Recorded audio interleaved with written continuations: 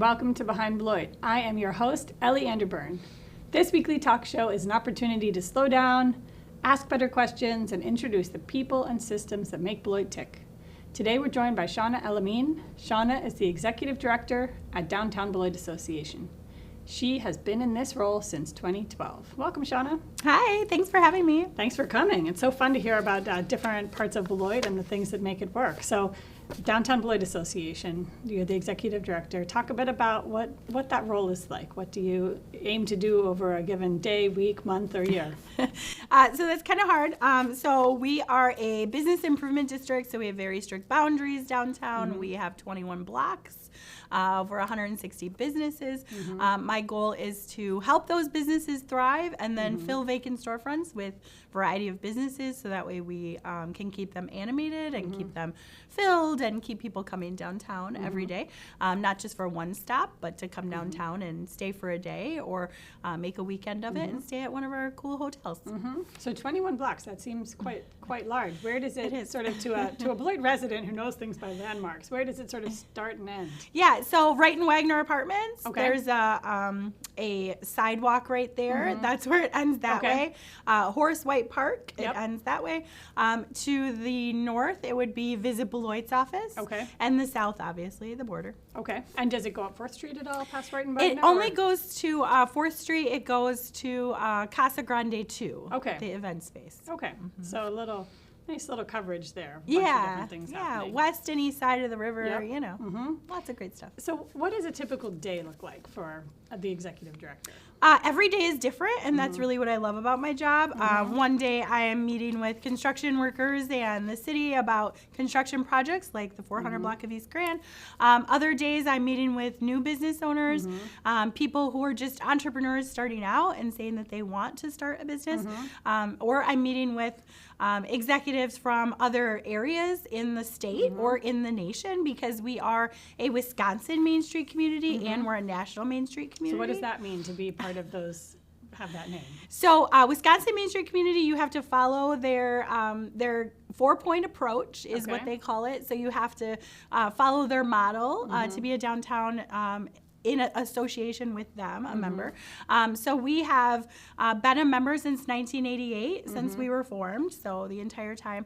And then National Main Street is the same. You're following their guidelines, you're following their models, but you also get their resources. So we can ask them for a tech visit. If we have a group of businesses that all need one certain thing, we can say, can we have a tech visit? So we have a tech visit actually coming up next Friday, this Friday, which is a social media tech visit. So they're bringing in reputable company to come in and do a seminar, and then they go meet one-on-one with the businesses that would like that service. Oh, really cool. Yeah. What are the kinds of guidelines that we have to follow being in a main street? So we have to have a promotions committee. So we Okay. always have to do events and bring people downtown. Economic Vitality Committee focuses on existing businesses plus recruiting new businesses. So we have a great mix downtown. And then our design committee keeps the design aspect of the community, I would say holistic, not modern and not everything feel. You want the downtown to feel like its own part of the community. So and design is like zoning and the construction, or like the hanging baskets with those beautiful all flowers? of the above. Okay. So whether it's a business getting a new sign, or they want to do improvements on their facade, or it's the hanging baskets. So we do all of that. Okay. Cool. It seems like a lot going on. Yeah, always. So when you talked about the vitality of the businesses in the city, Downtown Beloit has a really distinct energy. It's really fun. There's lots going on. How do you think about getting that to happen? You're balancing retail and restaurants and events and public spaces. How do you think about creating that overall experience that makes Downtown Beloit such a great place to come? Yeah, sometimes it happens organically because the business just wants to come and has talked to the property owner, and they're going even without us. Other times we do different studies, and we see what our business mix is and what we could add. So 2 years ago, we did a business study, and that was our 5-year strategic plan. So we did one, and we really said we would love to have a bookstore again. We would love to have more restaurants. We'd love to have, different things. And we got the bookstore. So that is one off the list. So now we are going to get a new restaurant on State Street. So that's another off the list. One that we haven't been able to check off the list yet is a bike shop. Our community would really love a bike shop that would also fix bikes and sell bikes. So we're still looking for that. So we reach out to different companies out there that are in other cities and say, would you like to have a second location or possibly relocate here? So talk about that a bit. I mean, where is the role of just business owners and entrepreneurs seeing their own opportunity and finding it, and where are you playing as sort of a broker or finder, but also like, if someone doesn't think that their shop here is going to make money, they're not going to open it. So how do you kind of, what role does Downtown Beloit Association play in that versus any business just looking for a storefront and finding one? Yeah, well, we do the studies. Yep. We ask for the data. So we have geofencing that we use downtown because we're a Main Street member. We get that as well from them. They do studies on all of our events, plus a lot of other times throughout the year. They'll do geofencing whenever I ask them to. So we pinpoint and we do the studies. We also do a study for the farmers market, which the Bellmark Associates does the study for us. And we track who's coming to Beloit, how much they're spending in downtown Beloit, how much they're spending at the farmers market, and then where they're coming from. So that way we know where to market. So talk about the Bellmark Associates study. What is that and how does that work in the summer? Yeah, so the students are, excuse me, amazing. And These are they Beloit do, College students? Yes, Okay. Beloit College. Sorry. If everybody doesn't know who Everyone Bellmark doesn't know. Associates is, we all know, right? So yes, Beloit College students, we always have one that is the champion, who's the one who's in charge. And then they get other volunteers. So we have them out there counting, surveying, and then putting together the final report. So they get to a feel of what the market is and how it's run. But then they also can get the data. So how much are people spending, where their zip code they're coming from. How often do they visit the market? Do they just come once a year or do they come a lot? So last year's study showed that it was over 5,400 customers every Saturday coming to the market. And then the economic impact of the farmers market is huge, and then the economic impact of downtown, and then to the whole MSA. So they track all that. That's really cool. Yeah. A lot of stuff going on. It's on our website. Yeah, if anybody yeah. ever wants to read data, we have tons of data on our website. And if you go to the farmers market, Yes. answer the survey question. Yes. Oh my gosh, please. If you see Be the red counted. shirts with the logo, please don't say no. Yeah. So when you think going back to serving as that bridge between business owners and potential business owners and the different properties we have here, what are some of the common issues you encounter when, and how do you help people navigate those? You know, with the business owners, some of them complain about parking. We don't have enough parking. We've done parking studies. It shows that we do have enough. It's just that customers don't typically like to walk further. So, you know, we've done different initiatives where we actually have a QR code scanner that's in all the parking lot areas, and it says scan for parking, so you can find the closest parking spot. We are on Locable, so a lot of people who travel different downtowns and different areas in the states around the country, they have Locable on their phone already. So if you pull out Locable, it'll show you where all the parking is. So we try to say, like, it's out there. It's on the city's website. It's on our website. There's plenty of parking. People just have to walk. So that's one common But denominator. it's such a beautiful downtown to walk in. It is. Walking an extra block is kind of nice because you walk by great shops and other things. And Exactly. That's what you're looking for. You never know what you'll stumble upon. For free. For free. For free parking. You don't by get the that way. in downtown Chicago. No. Or Yeah. anywhere. Or anywhere. Gotcha. It's great. And also, let me plug, people can bike. Yes. Lots of places to lock your bike up in Yes. downtown Beloit. For sure. So, We have bike racks everywhere. Yep. Bring Yep. your bike. Bring your bike. Then you don't have to worry about your car. Exactly. Yeah. You're fine. All right, so let's talk about Beloit. Every downtown has a bit of a story. How do you think about branding and promoting Beloit's downtown to attract visitors and to attract locals who maybe aren't living downtown but come down for different kinds of events or things that they want to do? What's working particularly well right now in that kind of messaging? We kind of do separate marketing. So if you're a community member, we market to you and say, you're already living here. We're right here. We have all these different shops. Shop local is a huge initiative. Big box stores have their place, but the downtown has the cool, unique stuff that you can shop and you can browse and you can touch and feel. You know, so the community members, that's really how we are marketing to them is you're here. Welcome to Beloit. Come downtown for our events. Fridays in the Park is definitely a local event. Farmers Market, though, is regional. People are coming here from 60 miles away to come to the Farmers Market. And others, I mean, I think the others are always like, they're visiting somebody at Beloit College college or they're visiting something else, and so they're here from any country in the world. It's really crazy to see, but it's amazing. And so people are here for some other business or college reason, and then they go to lunch downtown or something like that. Okay. But like Fridays in the Park is more our community is coming to that. Street dance, our community is coming to that. Really the only difference with street dance that we're getting is if they're here for reunion weekend or something like that, then they're coming.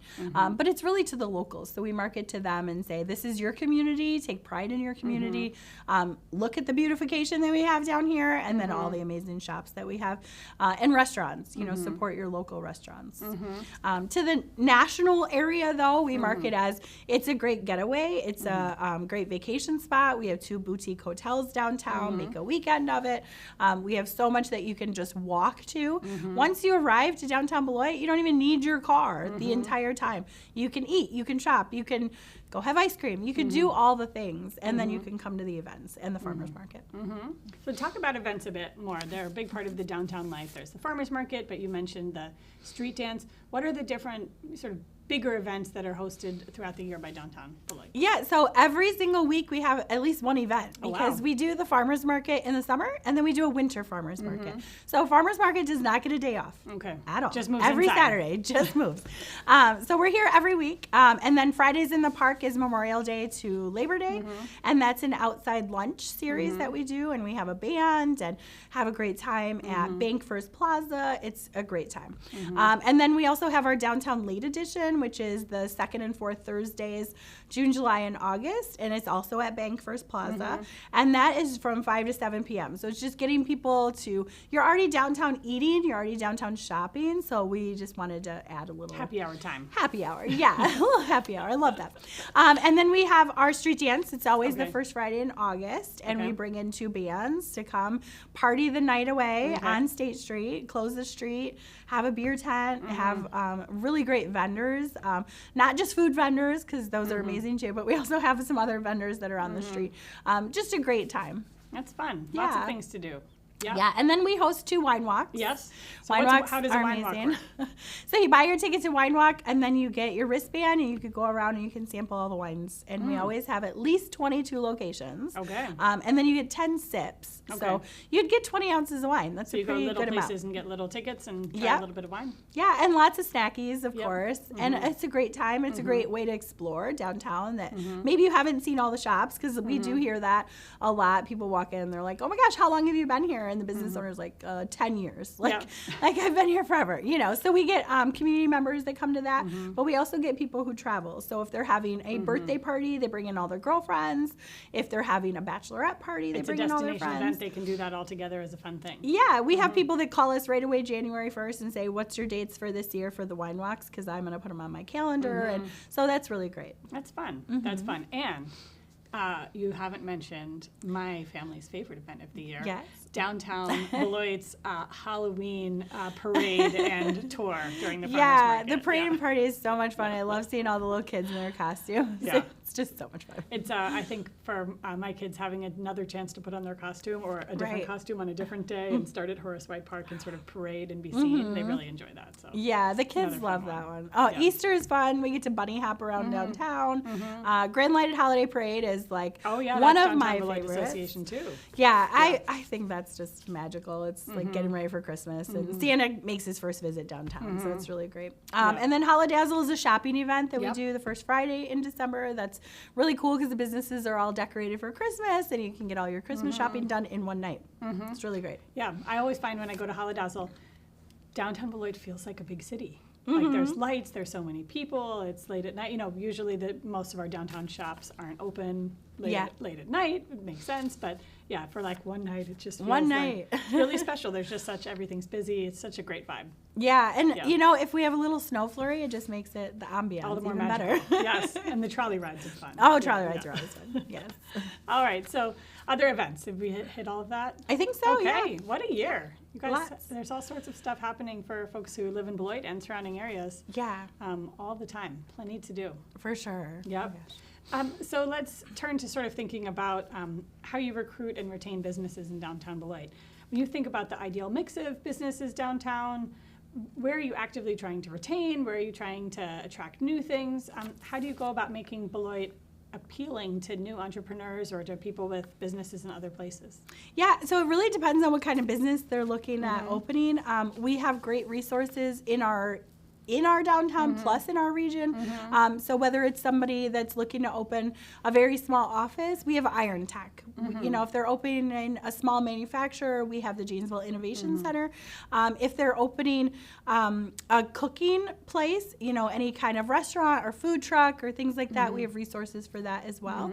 We're working on resources in our county that are for entrepreneurs are a lot, and sometimes it gets a little bogged down a lot. You know, people don't know where to go, don't know how to find things. We are working on a new platform that'll be an entrepreneur ecosystem, and it'll actually be something they can search in the middle of the night if they're thinking about it at 2 a.m. when their child finally falls asleep. You know, they can actually go right on the website and look at it. It'll be up soon, but we've been working with the state and National Main Street on that program and how to get all the resources together. So there's the business readiness program that we field people to. And again, Iron Tech, they used to have Generator and G-Beta, and they don't have that anymore. So where can you get a business plan? Well, we have the business readiness program. So there's lots of resources. We keep those resources on hand all the time. Rock County Jumpstart has different as well. So we just what makes the most sense for your business. Right now, we actually have a vacancy rate downtown of only 1%. Wow. So that's great, but we're always looking for the next. So as soon as we know that a business might be leaving downtown, what can we do? How can we fill that storefront? Obviously, what can we do to retain you if that's possible? Sometimes they need to move out of state or they need to close for personal reasons, but we try to retain as much as possible. And then it's really recruiting something new and different, or if it's filling a gap, filling a hole that we don't have. Sounds like there's always something going on. Always something. This role that you have seems very relationship driven. Who are some of the key partners that you work with? Is it in city government or nonprofits or business owners or the community? And how do those partnerships come to life? How do you sustain them? How do you feel that they work really the best? I would say all of the above. So we partner with Beloit College on a lot of things. We partner with the Greater Beloit Economic Development Corporation, Visit Beloit, the Greater Beloit Chamber of Commerce, and then all the organizations that I've already mentioned, like with the entrepreneurs and stuff. So we partner with pretty much everybody. We also partner with all the nonprofits in the area because we give them free dates at the farmers market. So in the summer months, they actually get 2 free dates throughout the year that they can either have a table or do a children's activity. And we offer that for free to all the nonprofits in the entire region. We don't just dictate it has to be from Beloit or Rock County. And we got to reach out and sign up. Just reach out and sign up. If we get their name and email from some other way, we'll reach out to them and say, hey, we have this opportunity coming up. In the winter months, we only offer it 1 table because it is a smaller venue. And then it's really like growing those partnerships and keeping those partnerships. So if we have a nonprofit that says they're in need of something, even if they're not downtown, we try to map them to the right direction that they need to go. But we work very closely. We are a city entity, so we work very closely with the city as well. Okay, so you're actually part of the city. Correct. Oh, okay. An umbrella. Under the economic development division. Got it. Yes. So talk about your role a bit. How did you get into this line of work? Did you always know you wanted to be the executive director of a downtown association? How does one find this sort of work? I feel like you really have to stumble upon it to say this is what this is my calling. This is what I was meant to do. So I've had a lot of lives over the years. My life then shifted me, and I started working for the city, actually, in economic development. And then when I was there, I ended up with like 5 titles because I just kept taking on new things. I actually worked for Rock County 5.0 under that, doing the business retention and expansion visits for the whole county. And then really economic development 101 was like, this is really, I love the entrepreneur part of it. Not the big business part of it, but I like the entrepreneur part. And so I started shifting what I was doing in the department on that. So I started working with the schools to do the reality check events. I started working with... What's a reality check? So it's like you, in high school, usually, you say what career you want, well, in this county, this is how much money it would make. Now you have to reality check. You have to go around to all the areas. You have to get an apartment. We assign how many kids you have. So you might have to get daycare. You have to then have a car. You have to have car insurance. You have to have groceries. You have to have like babysitters then if you have kids, daycare, that kind of thing. So at the end of it, what does your checkbook look like? So it's a reality check. Is the career that you just dreamed about, because you're still in high school, is that career going to be able to sustain? Reality check is an amazing event. If you ever can volunteer at one, it's just so great to see.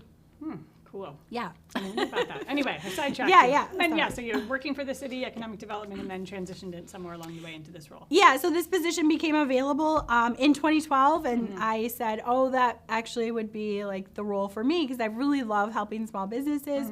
And when I was working for the city economic development, you're more focused on the entire city, not holistically on entrepreneurs. And I said, oh, the entrepreneur aspect was definitely for me. I love the great success stories that come from that.